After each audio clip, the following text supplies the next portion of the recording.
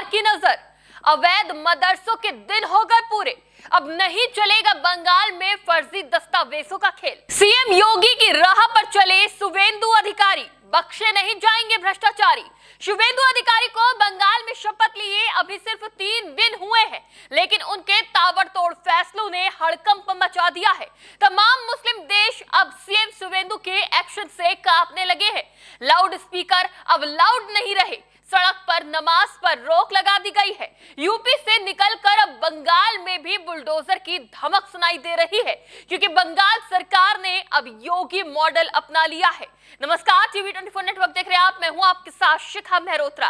बंगाल में ममता राज के दौरान तुष्टीकरण की राजनीति के नाम पर जिन चीजों पर आजादी थी, अब उन पर ताला लगने वाला है। वो चाहे सड़क पर नमाज अदा करना हो या फिर अवैध मदरसे। फिर क्या था, बंगाल सीएम का आदेश आते ही बांग्लादेश समेत तमाम मुस्लिम मुल्क में खलबली मचने लगी। बंगाल में हर तरफ शुवेंदु सरकार के एक्शन के चर्चे हो रहे हैं और अब सवाल ये उठ रहे हैं कि आगे क्या होगा। क्या अवैध मदरसों पर ताला लगेगा या बुलडोजर गरजेगा या फिर खड़ी होगी भ्रष्टाचारियों की खटिया। पश्चिम बंगाल में दशकों तक जिस तरह नियम कानूनों की धज्जियां उड़ाई गई, अब उन नियम कानूनों को लागू करने, सभी को समान हक दिलाने और न्याय दिलाने की शुरुआत हो गई है, क्योंकि बंगाल की हवा अब बदल चुकी है। बंगाल में भाजपा सरकार है और योगी सरकार की तर्ज पर शुवेंदु सरकार ने जीरो टॉलरेंस की नीति अपनाना शुरू कर दिया है। शपथ लेते ही मात्र 2 दिन के अंदर सीएम शुवेंदु ने कई ताबड़तोड़ फैसले लिए। अब एक फैसले ने भ्रष्टाचारियों से लेकर बांग्लादेश समेत तमाम मुस्लिम मुल्कों की नींद उड़ा दी है। पहले बंगाल में खुलेआम सड़क पर कब्जा कर नमाज अदा की जाती थी, लेकिन अब इस पर पूरी तरह रोक लगा दी गई है।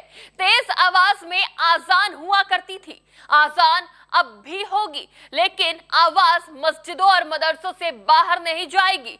दुर्गा पूजा और विशेष अवसरों को छोड़कर सड़क पर धार्मिक और सांस्कृतिक आयोजन पर भी रोक लगा दी गई है। ममता बनर्जी के राज में धड़ल्ले से चलने वाले अवैध मदरसों पर भी अब बंगाल सरकार की गाज गिरेगी और भ्रष्टाचारी बख्शे नहीं जाएंगे। पश्चिम बंगाल की सियासी फिजा बदलते ही अब भ्रष्टाचारियों और घुसपैठियों के बुरे दिन शुरू हो गए हैं। शुवेंदु अधिकारी सरकार में अल्पसंख्यक मामलों के मंत्री खुदीराम तुडू ने पदभार संभालते ही कड़े तेवर दिखाए हैं। बर्दवान में पत्रकारों से रूबरू होते हुए उन्होंने स्पष्ट संदेश दिया कि राज्य की धरती पर अब ना तो अवैध मदरसे चलेंगे और ना ही फर्जी दस्तावेजों का खेल।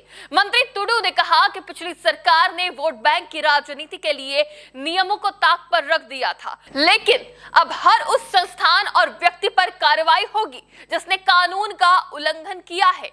मंत्री खुदीराम तुडू ने सीधे शब्दों में कहा कि बंगाल में शिक्षा के नाम पर चल रहे अवैध अड्डों को बर्दाश्त नहीं किया जाएगा। उन्होंने ऑपरेशन सफाई का संकेत देते हुए कहा कि राज्य में जितने भी बिना मान्यता और अवैध रूप से चल रहे मदरसे हैं, उन्हें चिन्हित कर बंद किया जाएगा। एक रिपोर्ट के मुताबिक मंत्री ने चेतावनी दी है कि अल्पसंख्यक विकास के फंड का इस्तेमाल केवल वैध और नियम सम्मत संस्थानों के लिए होगा। उन्होंने साफ किया कि अवैध मदरसे बंद करना उनकी प्राथमिकता है, ताकि भविष्य में ऐसी अराजकता दोबारा न पनप सके। उन्होंने कहा कि तृणमूल नेताओं ने अपनों को फायदा पहुंचाने के लिए मुरी मुर्की की तरह एसटी सर्टिफिकेट बांटे। मंत्री ने गरजते हुए कहा कि फर्जी सर्टिफिकेट बनवाकर सरकारी मलाई चाटने वालों पर अब सरकार वज्रपात बनकर टूटेगी। हम हर एक सर्टिफिकेट की स्क्रूटनी करेंगे और अवैध तरीके से नौकरी पाने वालों को बाहर का रास्ता दिखाएंगे। उन्होंने वादा किया कि असली आदिवासियों को उनका खोया हुआ सम्मान वापस मिलेगा। बांकुरा के रानीबंध से विधायक और पेशे से शिक्षक रहे खुदीराम तुडू ने कहा कि वो खुद एक साधारण परिवार से आते हैं और भ्रष्टाचार की मार को समझते हैं। उनकी पत्नी मालती तुडू आशा वर्कर हैं और बेटी चंद्रानी ने कड़ी मेहनत से नीट निकाला है।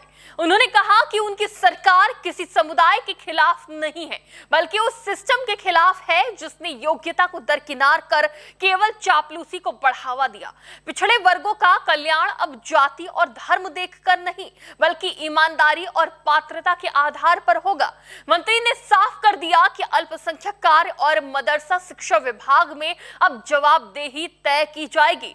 भ्रष्टाचार के खिलाफ जारी इस जंग में किसी को बख्शा नहीं जाएगा।